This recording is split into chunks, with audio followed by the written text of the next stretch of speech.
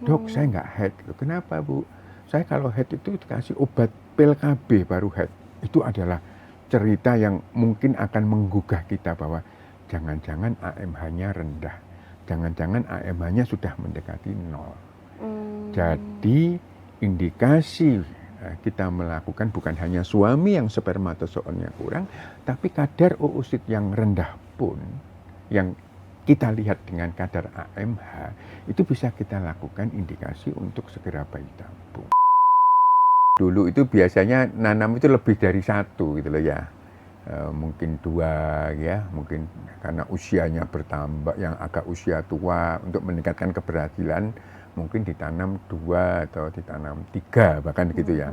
Tetapi karena sekarang itu angka keberhasilannya tinggi dan resiko kembar ya, kembar 2, kembar 3 itu cukup tinggi, maka kecenderungannya saat ini untuk single embryo transfer.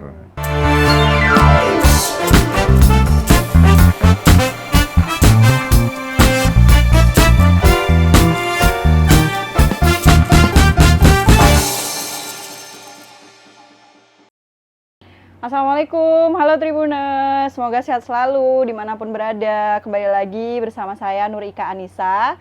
Dan kali ini di podcast Healthy Vibe bareng Tribun Jatim Network, kita akan membahas tentang IVF atau program bayi tabung.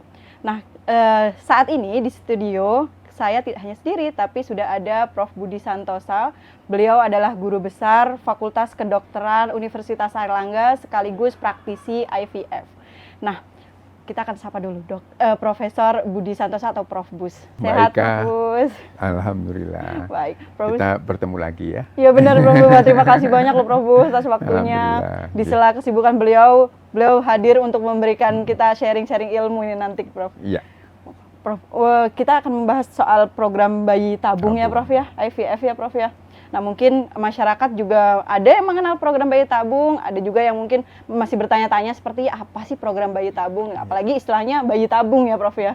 Nah, mungkin bisa dijelaskan, Prof, bayi tabung itu seperti apa, Prof? Baik, bayi tabung itu kan istilah yang mungkin saat awal-awal dulu bahwa proses pertemuan antara sel telur dengan sperm atau sel telur pria itu, sperma pria itu tidak melalui jalan yang biasa gitu kan ya, dimana pertemuannya akhirnya di petri dish gitu, akhirnya pakai istilah bayi tabung. Tetapi yang mungkin istilah yang sering atau digunakan di kalangan ilmiah, in vitro fertilization atau IVF, atau mungkin dalam bahasa lainnya fertilisasi in vitro ya. Jadi pembuahan di dalam laboratorium itu adalah asal kata dan mungkin padanan kata yang sering digunakan di masyarakat maupun di dunia ilmiah ya itu. Nah, kenapa bayi tabung atau IVF ini harus dijalani? Karena memang pembuahan tidak memungkinkan bisa terjadi secara alamiah ya. Dimana kalau pembuahan secara alamiah, begitu spermatozoon diejakulasikan di daerah ujung dari vagina begitu, karena melalui hubungan suami istri, maka spermatozoon atau secara keseluruhan air maninya atau spermnya atau spermanya itu sebagian masuk ke dalam rongga abdomen. Jadi bukan hanya di rongga rahim, bukan. Karena rongga rahim nanti di ujung kiri kanannya itu ada tuba fallopiae, saluran telur, yang mana oosit atau sel telur dari seorang istri itu menunggu di ujung dari tuba fallopiae.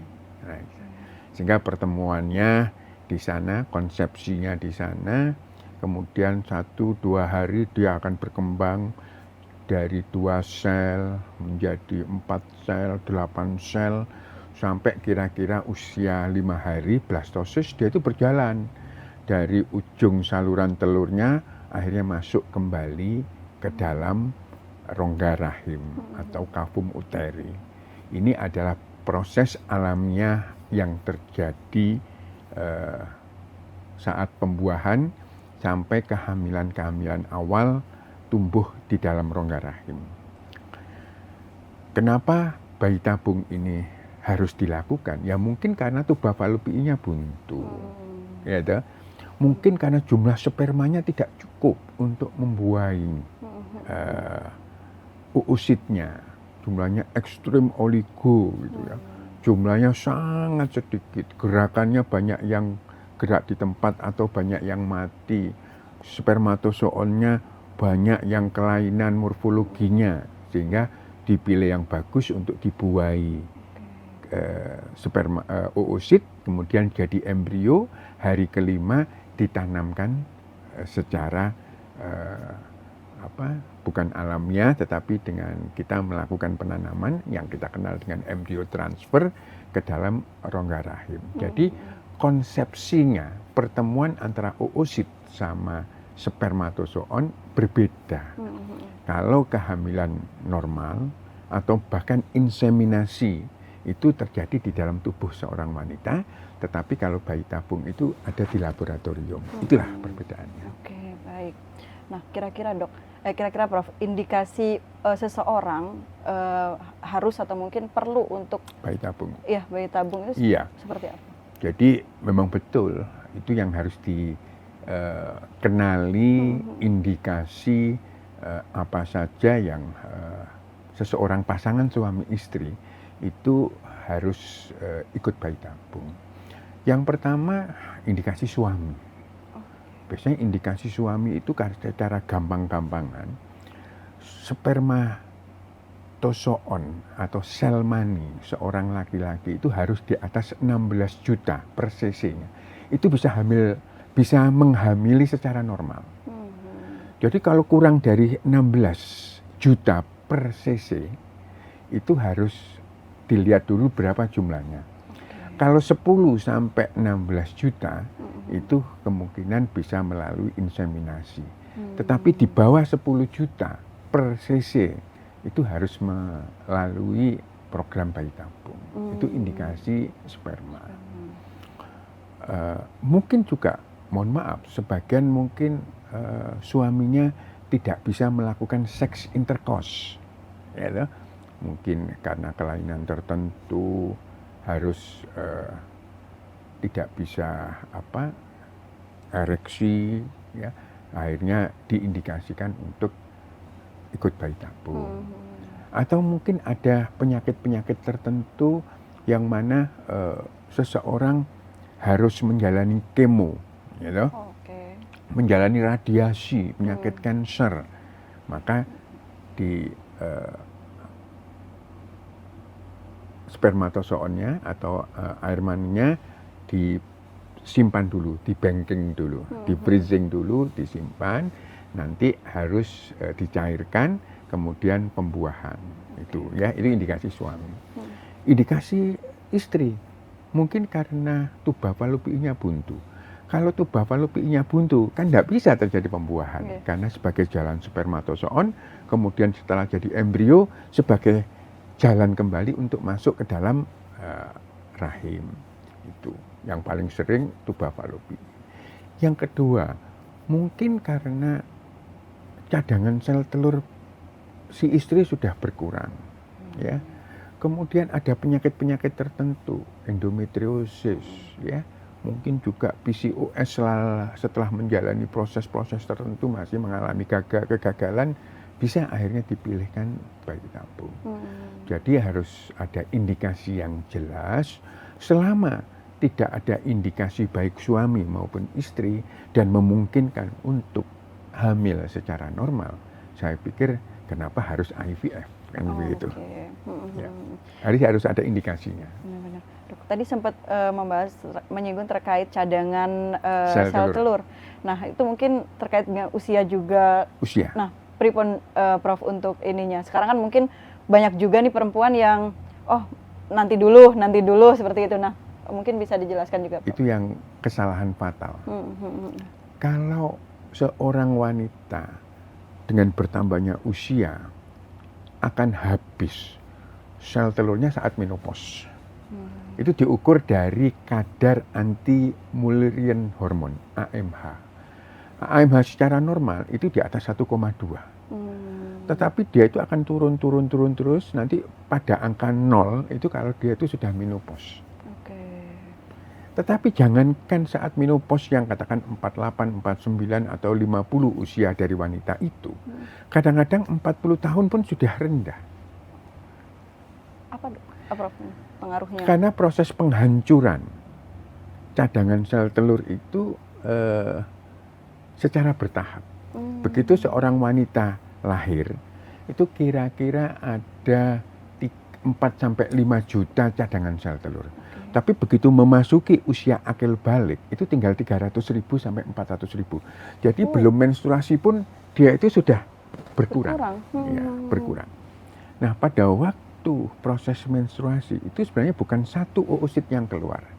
Tapi calonnya itu yang akan jadi satu oosit itu mungkin 20 sampai 40. Sehingga umur 12 tahun sampai 50 tahun, dia itu kalau 1 bulan habis 20 sampai 40 tahun, maka bisa kita hitung habis umur 50 tahun. Mungkin juga lebih. Itu keadaan yang fisiologis, keadaan yang normal. Tapi pada keadaan tertentu, kelainan imunologis, mungkin penyakit autoimun, seorang wanita umur 32 tahun, ada loh yang AMH-nya 0,0 sekian. Dok, saya nggak head. Kenapa, Bu? Saya kalau head itu dikasih obat pil KB baru head. Itu adalah cerita yang mungkin akan menggugah kita bahwa jangan-jangan AMH-nya rendah. Jangan-jangan AMH-nya sudah mendekati 0. Jadi indikasi kita melakukan bukan hanya suami yang spermatozoonnya kurang, tapi kadar oosit yang rendah pun, yang kita lihat dengan kadar AMH, itu bisa kita lakukan indikasi untuk segera bayi tabung. Baik, ya.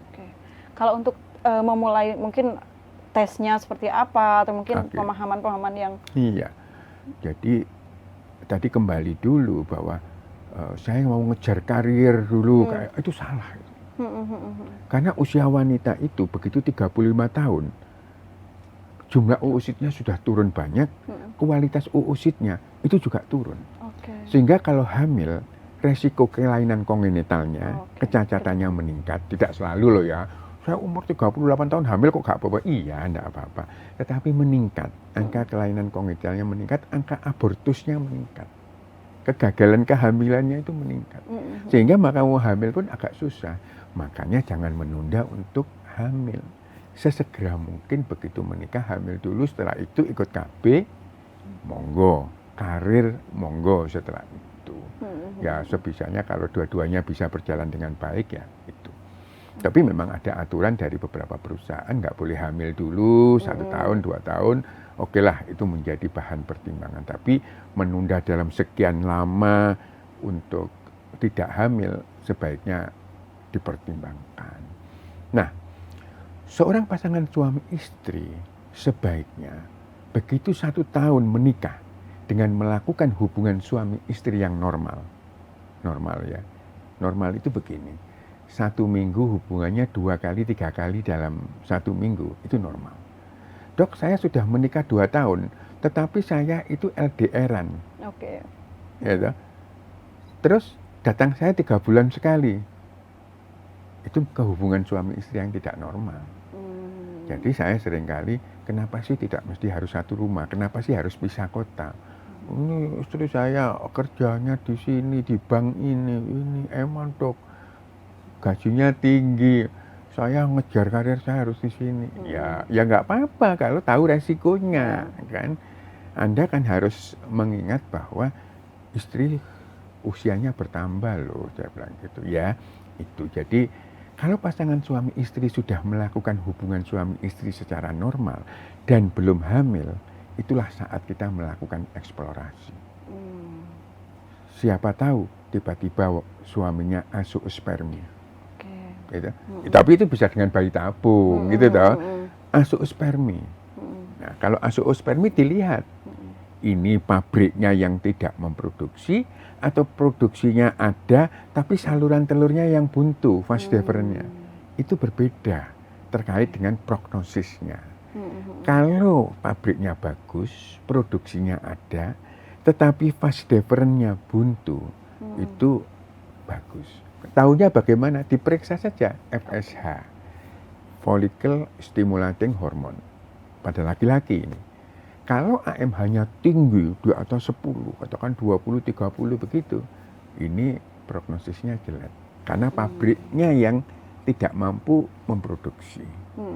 Tetapi kalau FSH-nya bagus, berarti produksinya bagus, tapi spermatozoonnya kok nggak ada, karena vas deferensnya buntu, sehingga spermatozoonnya tidak keluar. Loh, yang keluar itu apa? Air mani. Air mani itu komponennya ada pembawanya, zat pembawanya, sama spermatozoonnya, sama sel maninya. Jadi yang keluar itu adalah air maninya secara umum, tetapi spermatozoonnya tidak ada. Itu yang disebut dengan azoospermi. Tapi tidak usah khawatir. Bayi tabung, pengalaman saya, karena azoospermi, angka keberhasilannya cukup tinggi. Wah. Angka keberhasilannya cukup tinggi. Dari mana? Nanti diambilkan. Di testisnya itu diaspirasi, disedot gitu, nanti akan keluar spermatid, calon spermatozoon, itu nanti yang akan membuahi sel telur seorang istri. Itu adalah sebaiknya begitu pasangan suami istri sudah menikah 1 tahun, melakukan hubungan suami istri harus melakukan pemeriksaan. Siapa yang diperiksa? Pasangan, suami dan istri. Karena di masyarakat kan selalu ditunjukkan, kamu periksa. Mesti yang disalahkan pihak istri, belum tentu. 60% karena faktor istri, 40% karena faktor suami. Ini yang harus dipetani. Yang paling awal itu adalah periksa suami. Kalau suami ternyata normal atau kurang-kurang sedikit gitu, oke lah, istri yang harus dijalani. Dilihat saluran telurnya, tuba fallopinya, dilihat ovariumnya, apakah ovulasinya ada, apakah ovulasinya teratur, dilihat adakah penyakit-penyakit dasar tertentu seperti endometriosis, seperti PCOS, dan lain-lain. Dilihat apakah ada polip. Oh, ada polip, ya diambil polipnya, insya Allah hamil. Gitu. Oh, ternyata ada miomnya yang mengganggu proses implantasi, ya diambil, ya insya Allah cepat hamil. Jadi justru semakin cepat kita melakukan pemeriksaan, semakin cepat tahu apa yang bisa dikoreksi. Ini yang kadang-kadang pasangan suami istri, aku takut periksa, nanti ketahuan siapa yang abnormal. Enggak. Harus segera melakukan pemeriksaan agar supaya pasangan suami istri tersebut tahu siapa yang harus dilakukan perbaikan. Bisa karena faktor suami, bisa karena faktor istri, bisa karena keduanya. Ya, suami harus diperbaiki, istri juga harus diperbaiki. Baik. Wah, itu tadi soal IVF dengan infertilitas ya, Dok, ya. Nah, mungkin ada juga keinginan IVF tapi bukan karena gangguan kesuburan seperti itu, Dok. Mungkin trennya sekarang yang pernah saya dengar kayak misal orang pengen lahir di sio-sio tertentu seperti itu, atau mungkin seperti apa, Dok? Atau mungkin ya, kelamin, pengen indikasi bayi. Sosial ya. Indikasi sosial. Jadi bukan indikasi medis ya. Prof. Ya, bayi tabung itu kan tidak murah ya. Ya, tidak murah kan. Benar, dan angka keberhasilannya kan juga tidak 100%. Ya. Ini yang mungkin kita akan mempertimbangkan lah ya, mempertimbangkan. Tapi secara etika di dalam bidang bayi tabung itu masih belum memasukkan indikasi sosial itu sebagai indikasi untuk bayi tabung, untuk pelaksanaan bayi tabung ya. Itu kalau toh memang harus sio-sio tertentu ya mungkin masih bisa disiasati dengan cara-cara tertentu yang bukan IVF. Jenis kelamin pun juga masih kontroversi ya, bukan dengan IVF. Tetapi kalau jenis kelamin tersebut terindikasi karena penyakit dia itu penyakitnya akan muncul kalau dia itu laki-laki, katakan gitu. Ada penyakitnya akan muncul kalau dia itu perempuan. Oke, ini boleh, ini boleh. Tetapi karena mungkin sio atau mungkin saya ingin anak-anak saya laki semua, perempuan semua, masih kontroversi. Ada sebagian yang mau, ada sebagian yang tidak. Ya, karena mungkin nanti akan membawa masalah. Masalahnya apa? Ya kalau nanti yang embrio yang jadi itu laki semuanya sesuai dengan harapan. Kalau yang ternyata embrionya laki perempuan, yang perempuan nggak dimasukkan nanti. Nah itu yang berkaitan dengan etika. Kecuali kalau saat mau menginjeksikan spermatozoonnya sudah tahu jelas bahwa oh ini kromosomnya kromosom X, kromosom Y. Nah itu pun juga secara teknologi mungkin saat-saat ini masih memungkinkan. Jadi sebelum jadi embrio itu yang dimasukkan. Itu mungkin masih bisa diterima.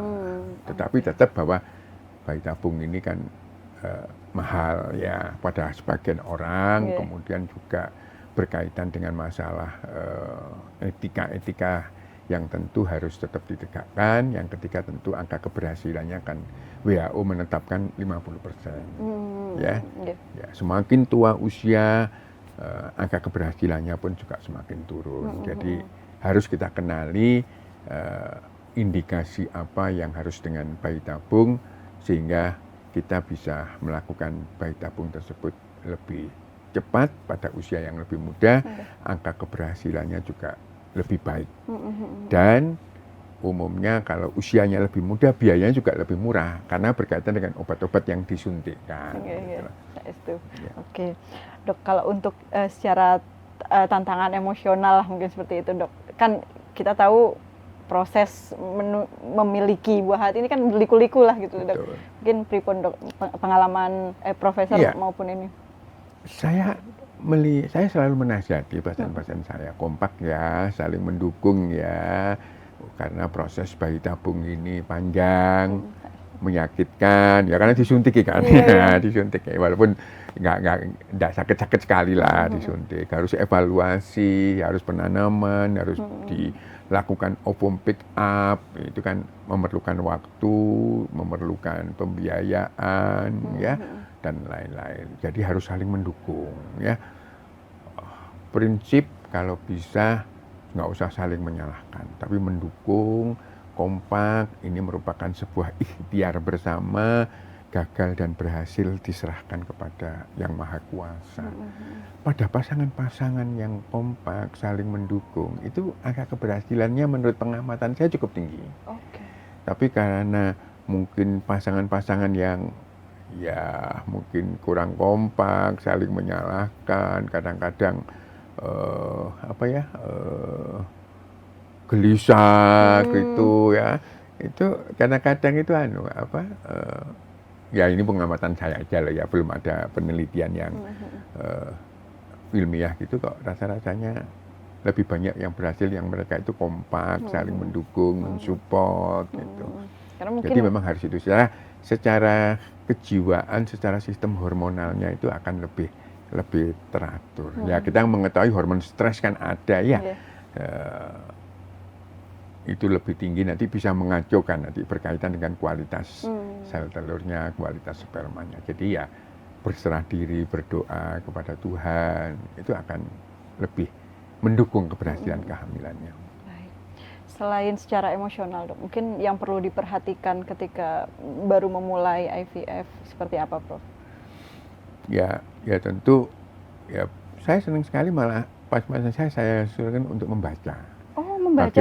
Bagaimana buku bayi tabung, bagaimana proses bayi tabung. Nanti ada diskusi-diskusi yang mana prosesnya itu sehingga saat-saat menjalani bayi tabung itu bisa dilakukan dengan pemahaman yang sama. Nanti kalau kurang ada yang belum paham saya jelaskan. Nah itu akan lebih baik ya. Jadi membekali dengan bagaimana proses bayi tabung itu dijalankan, resiko-resiko apa yang ada, keluhan-keluhan apa yang muncul dan lain-lain itu selalu saya sampaikan, saling mendukung, berdoa dan sebagainya. Karena proses bayi tabung ini kan ada 5 sampai 6 proses kan ya. Pertama kan seleksi kan dulu ya.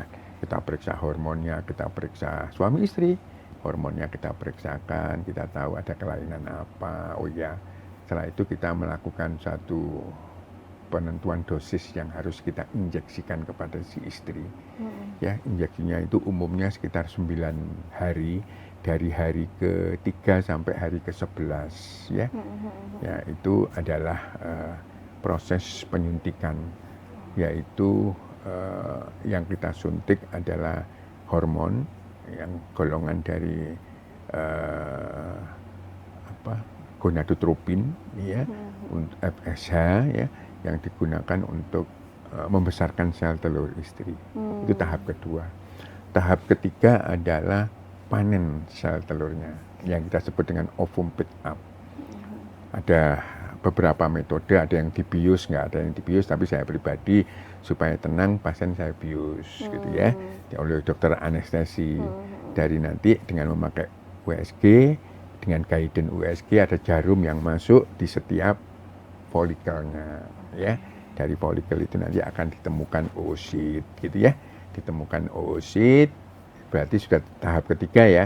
Nah, pada saat pengambilan sel telur tadi, oosit tadi yang disebut dengan ovum pick up tadi, suami masturbasi. Kalau jumlah spermatozoonnya cukup.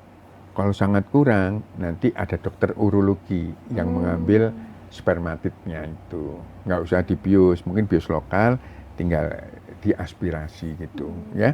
Kemudian hari itu juga hari ke-14 gitu biasanya. Hari ke-11 kan terakhir suntik, hari ke-12 evaluasi, malamnya itu disuntik dengan pematangan sel telur ya. Pematangan sel telur, kemudian hari ke-14 36 jam kemudian dipanen. Itu ovum pick up, sperma dikeluarkan, dipertemukan. Nanti hari per hari di laboratorium dinilai bagaimana proses perkembangannya. Umumnya hari ke-5 saat blastosis itu yang kita tanam. Ya, penanamannya pun juga bisa kita langsung lakukan pada hari ke-5 usia janin ya. Terus kemudian kita bisa sisanya disimpan atau semuanya disimpan dulu juga bisa. Nanti dilakukan penanaman dari freezing embryo transfer atau yang disebut dengan FIT. Baru 10 hari kemudian kita lakukan pengumumannya hamil atau tidak melalui hormon. Gitu. Kira-kira tahapannya itu. Selama menunggu itu dok, Prof, mungkin apakah ada bukan pantangan istilahnya yang perlu diperhatikan lah untuk kesehatan ini? Ya, selama sudah menjalani proses ini sesuai dengan instruksinya dokter ya saya kira aman-aman saja. Menjalani itu ya dengan usaha, dengan doa, berserah diri kepada Tuhan ya. Suasana itu yang harus ini saling mendukung lah. Suami, istri, keluarga, bapak ibu mertua semuanya mensupport. Ayo kita doa bersama-sama, makanan yang bergizi, kemudian juga olahraga ringan saja lah, jalan pagi gitu boleh. Oke. Artinya tidak ada pantangan-pantangan khusus gitu? Tidak ada. Ya Prof ya, baik. Oke Prof, untuk saat ini Prof, berapa Prof kira-kira untuk jumlah embrio yang berhasil ditanam? Ya, dulu itu biasanya nanam itu lebih dari 1 gitu loh ya. Mungkin 2 ya, mungkin karena usianya bertambah, yang agak usia tua untuk meningkatkan keberhasilan mungkin ditanam 2 atau ditanam 3 bahkan gitu ya. Tetapi karena sekarang itu angka keberhasilannya tinggi dan resiko kembar ya, kembar 2, kembar 3 itu cukup tinggi, maka kecenderungannya saat ini untuk single embryo transfer, SET ya, single embryo transfer. Karena apa? Ya mungkin kalau dari satu sisi orang hamil kembar 2, kembar 3 itu kan seneng ya, Tetapi resiko kegugurannya juga tinggi ya, resiko lahir prematur juga tinggi.